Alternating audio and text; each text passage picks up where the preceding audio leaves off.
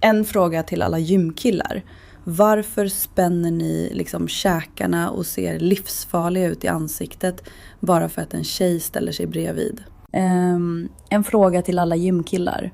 Varför är ni liksom så himla tuffa i mina DMs men kollar ner i golvet när vi möts på gymmet? Alltså, en fråga till alla gymkillar.